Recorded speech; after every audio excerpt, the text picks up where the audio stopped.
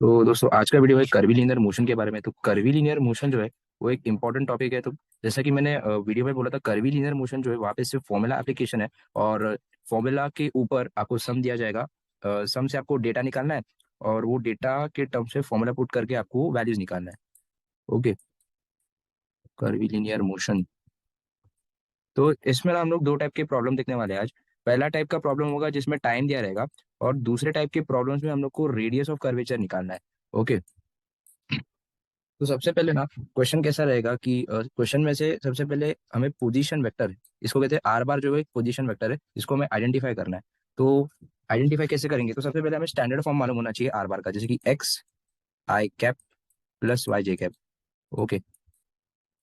फिलहाल तो हम लोग एक्स आई कैप प्लस वाई जे कैप के टर्म्स में याद रखेंगे क्योंकि टू डी मोशन है। तो क्वेश्चन में कैसा दिया रहेगा, अभी यहाँ पे मेरे पास क्वेश्चन है, position vector of a particle is defined by r vector is equal to t cube I cap minus two T square J cap.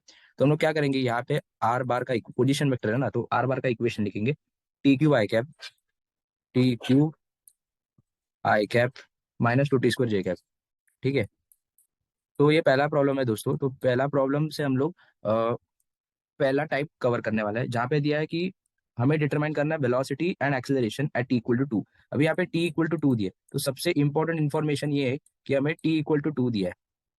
ठीक है, टी इक्वल टू टू दिया है। अब ये टी इक्वल टू टू मतलब क्या है कि ये टाइम डिपेंडेंट प्रॉब्लम है। इसका मतलब हमें पोजीशन वेक्टर दिया है और हमें कैलकुलेट करना है वेलोसिटी और एक्सेलरेशन। तो सबसे पहले ना जो दिया है हम वहां से डेटा एक्सट्रैक्ट करेंगे। तो अभी ये जो है, ये इक्वेशन और ये इक्वेशन, हम इन दोनों को कंपेयर करेंगे। तो कंपेयर करने के बाद, ओके, जब हम कंपेयर करते हैं तो हमें पता चलता है कि x जो है वो टी क्यूब है और y जो है वो माइनस टू टी स्क्वायर है। तो अगर हम ऐसे लिखे कि x is equal to t cube और y is equal to minus two T square, तो ये जो है, ये दोनों x और y कोऑर्डिनेट्स है किसके? पोजीशन वेक्टर के। अगर पार्टिकल का पोजीशन डिस्क्राइब करना हो तो x और y उसके कोऑर्डिनेट्स है। अभी हमें मालूम है कि अगर हम पोजीशन को डिफरेंशिएट करेंगे तो हमें वेलोसिटी मिलती है, और अगर वेलोसिटी को डिफरेंशिएट करें तो एक्सेलरेशन मिलता है। तो हम लोग यहाँ पे वही कॉन्सेप्ट लगाने वाले हैं, क्योंकि हमें वेलोसिटी और एक्सेलरेशन चाहिए। तो वेलोसिटी के लिए हम एक्स को डिफरेंशिएट करेंगे, एक्स यानी कि जो भी पोजीशन है उसको डिफरेंशिएट करेंगे। तो हम लोग एक्स की जगह यहाँ पे ना आर लिखते हैं, तो कैसा कंफ्यूजन नहीं होगा। आर यानी कि पोजीशन। ठीक है। अभी आर में क्या आता है? एक्स और वाई। तो हम लोग एक्स और वाई दोनों का डेरिवेटिव लेंगे। तो अगर हम डेरिवेटिव लिए तो हमें क्या मिलता है? D X by D T और D Y by D T. D X by D T यानी कि हम लोग क्या करेंगे, एक्स को टाइम के साथ डिफरेंशिएट करेंगे, हमें थ्री टी स्क्वायर मिलेगा। सिमिलरली हम लोग क्या करेंगे, d Y by D t करेंगे तो हमें d Y by D t क्या मिलेगा? D Y by D t मिलेगा माइनस फोर टी। ठीक है, माइनस फोर टी। तो अभी दोस्तों कैसा होता है, अगर हम एक्स को डिफरेंशिएट करें तो हमें D X by D T मिलता है, और D X by D T होता है वी एक्स। तो हमारा वी एक्स हो जाएगा three t square. Okay, v x हो जाएगा थ्री टी स्क्वायर, और वी वाई हो जाएगा minus four t. Minus four t. अभी ये वी एक्स और वी वाई की इक्वेशन है, लेकिन हमें तो वी चाहिए।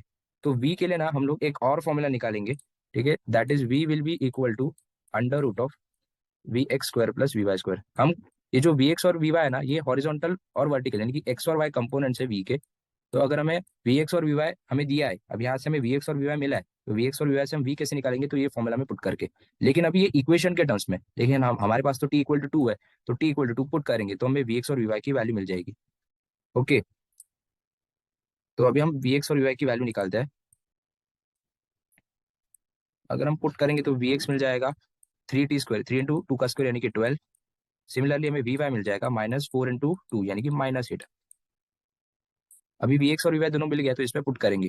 पुट करने के बाद हमें वी का वैल्यू मिल जाएगा। तो अभी हम अगर वी का वैल्यू हमें चाहिए तो अंडर रूट ऑफ ट्वेल्व का स्क्वायर यानी कि one forty four plus sixty four. तो अगर हम इसे कैलकुलेटर पे करेंगे तो हमारा आंसर आ जाएगा फोर्टीन पॉइंट फोर टू। ठीक है, तो वी हमें मिल गया दोस्तों fourteen point four two. V हमें मिल गया फोर्टीन पॉइंट फोर टू। तो हमें एक पार्ट मिल गया है fourteen point four two metre per second. हमें वेलोसिटी चाहिए था तो वेलोसिटी मिल गया, लेकिन हमें एक्सेलरेशन भी चाहिए। तो हम क्या करेंगे, जैसा हमने एक्स और वाई, जैसे हमने ये इक्वेशन को डिफरेंशिएट करके वी एक्स और वी वाई निकाला, वैसे हम वी एक्स और वी वाई ये जो इक्वेशन है इनको डिफरेंशिएट करके ए एक्स और ए वाई निकालेंगे। ओके। अभी यहाँ से हम लोग ए एक्स निकालेंगे वी एक्स को डिफरेंशिएट करके, और यहाँ से हम लोग ए वाई निकालेंगे। ठीक है। तो अगर हम वी एक्स को डिफरेंशिएट करते हैं तो हमें क्या मिलता है? सिक्सटी मिलता है। तो ए एक्स हो जाएगा सिक्सटी। ओके। और ए वाई हो जाएगा माइनस फोर, क्योंकि हम टी के टर्म्स पे डिफरेंशिएट कर रहे हैं।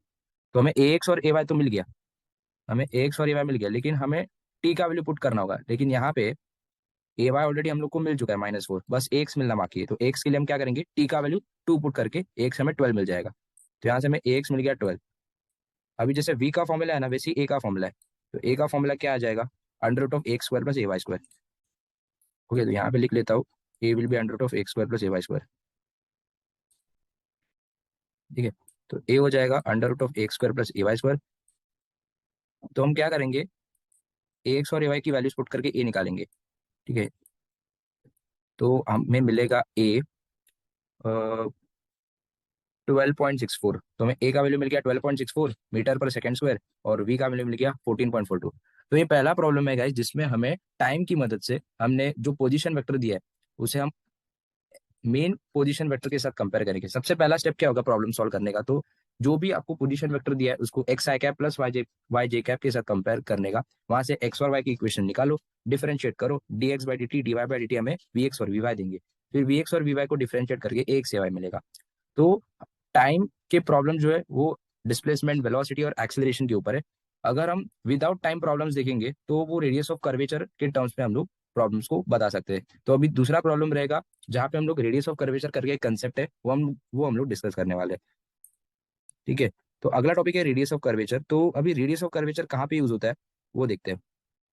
तो सबसे पहले ये रेडियस ऑफ कर्वेचर के दो फॉर्मूले होते हैं। ठीक है, सबसे पहला फॉर्मूला होता है 1 + dy/dx।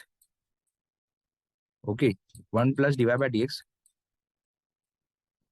Whole square. Okay, dy/dx का स्क्वायर, ये पूरा जो है ना, ये पूरा टर्म रेज टू 3/2। ठीक है, डिवाइडेड बाय d²y/dx²। अभी ये जो फॉर्मूला है ना, ये फॉर्मूला हम तब यूज करेंगे जब टाइम का कोई इन्फॉर्मेशन नहीं दिया है क्वेश्चन में। ठीक है, टाइम का इन्फॉर्मेशन अगर क्वेश्चन में नहीं दिया है तो हम ये फॉर्मूला यूज करेंगे। लेकिन अगर टाइम का इन्फॉर्मेशन दिया है तो हम दूसरा फॉर्मूला यूज करेंगे, जैसे कि v(x²+ vy² whole raise to 3/2। ठीक है, अभी दोनों फॉर्मुलाज में कॉमन क्या है कि न्यूमरेटर का पावर 3/2 है, और डिनोमिनेटर में मॉड्यूलस आएगा vx ay -ax vy। ठीक है, बस ये लास्ट फॉर्मूला है। ठीक है, ये टोटल 5 to 6 फॉर्मुलाज है ये चैप्टर, मतलब ये टॉपिक पे कर्वीलिनियर मोशन में। ओके, ये फॉर्मुलाज भी अगर अच्छे से हो जाएंगे ना तो एकदम इजीली हम स्कोर कर सकते हैं। तो अभी ये दो फॉर्मुलाज के ऊपर हम लोग डिस्कस करेंगे। तो अगर ये जो है ना ग्रीन में जो मैंने दिया है, वो फॉर्मूला तब यूज होता है जब क्वेश्चन में टाइम का कुछ इन्फॉर्मेशन दिया रहता है, जैसे कि 1 सेकेंड 2 सेकेंड। अगर टाइम का इन्फॉर्मेशन है तो हम क्या करेंगे, स्टेप 1 पोजिशन वेक्टर को एनालाइज करेंगे, वहां से हम लोग एक्स वाई निकालेंगे, फिर एक्स वाई को डिफरेंशिएट करके हमें वी एक्स वी वाई मिलेगा, वहां से v मिल जाएगा, और फिर लास्ट में हमें वी एक्स और वी वाई की मदद से ए एक्स ए वाई मिलेगा, फिर हमें ए मिल जाएगा। यानी कि जब टाइम दिया होता है तो हम वी एक्स वी वाई को ये फॉर्मूला में पुट करके हम रेडियस ऑफ कर्वेचर निकाल सकते हैं। लेकिन अगर सपोज टाइम नहीं दिया हो तब क्या करें, तो एक प्रॉब्लम डिस्कस करते हैं। ठीक है, तो अभी ये प्रॉब्लम ऐसा दिया है कि अ particle is moving along a path represented by y = 0.5 x²। Okay, तो सबसे पहले क्या दिया है कि एक पाथ का इक्वेशन दिया है 0.5 x² करके। ठीक है, अभी ये जो इक्वेशन है वो y और x के टर्म्स में, यानी कि यहाँ पे टाइम का कुछ लेना देना नहीं है। ठीक है, तो हमें डिटरमाइन करना है radius of curvature of the path at x = 2। हमें x = 2 मीटर पे रेडियस ऑफ कर्वेचर ढूंढना है, यानी कि रो, जो भी रेडियस ऑफ कर्वेचर वो क्या होगा। तो सबसे पहले यहाँ पे t का कोई लेना देना नहीं है, इसलिए हम लोग पहला फॉर्मूला यूज करेंगे, यानी कि 1 + dy/dx जो भी है उसका स्क्वायर, होल पावर क्या हो जाएगा 3/2, क्योंकि दोनों फॉर्मुलाज में हमने देखा था कि न्यूमरेटर का पावर 3/2 होता है, यहाँ पे 3/2 हो जाएगा, और डिनोमिनेटर में तो डबल डेरिवेटिव हो जाएगा, यानी कि d²y/dx²। तो सबसे पहले मेन चीज क्या है कि अगर हमें यहाँ पे अगर रेडियस ऑफ कर्वेचर चाहिए तो हमें ये चाहिए रहेगा dy/dx। ओके, हमें dy/dx चाहिए और उसका डबल डेरिवेटिव चाहिए, तब जाके हमें न्यूमरेटर और डिनोमिनेटर मिल जाएगा, फिर हमें रेडियस ऑफ कर्वेचर मिल जाएगा। तो अब हम क्या करेंगे, ये इक्वेशन y और x के टर्म्स में दिया है, इसको डिफरेंशिएट करेंगे विद रिस्पेक्ट टू x। तो dy/dx क्या हो जाएगा, dy/dx हो जाएगा 0.5 कांस्टेंट है, लेकिन x² तो x के टर्म्स में, इसलिए हम उसको डिफरेंशिएट करके 2x लिखेंगे। ठीक है, ठीक है, तो ये हो जाएगा 0.5 × 1, तो ये हो जाएगा x। तो dy/dx का इक्वेशन मिल गया। ओके, लेकिन अभी हमें इसका वैल्यू पुट करना है। अभी हमें इसका वैल्यू दिया है कि x = 2 पे रेडियस ऑफ कर्वेचर क्या आएगा, तो एक्स का वैल्यू पुट करके हमें d Y by D x की वैल्यू मिल जाएगी। तो यहाँ पे जो आपको d Y by D x दिया है वहाँ पे हम 2 पुट करेंगे, ठीक है। अभी हमें फिर से डिफरेंशिएट करना पड़ेगा ताकि हमें डिनोमिनेटर मिल जाए। तो हमें D square Y by D x square मिल जाएगा। अगर हम इसको एक और बार डेरिवेटिव लेंगे, ओके, तो ये एक्स का डिफरेंशिएशन क्या आ जाएगा, 1 आ जाएगा, ठीक है। D square y upon d x square will be equal to 1, ठीक है। Okay, d square Y by D x square will be equal to 1। तो हम इसका वैल्यू जो है वो डिनोमिनेटर में पुट करेंगे, तो हमें फाइनली रो यानी कि जो रेडियस ऑफ कर्वेचर है वो मिल जाएगा, ठीक है। तो 1+2 का स्क्वायर 4 हो जाएगा, और नीचे तो 1 ही है, होल रेस टू 3/2, तो हमारा आंसर आ जाएगा 5√5, ठीक है। 5√5 आ जाएगा।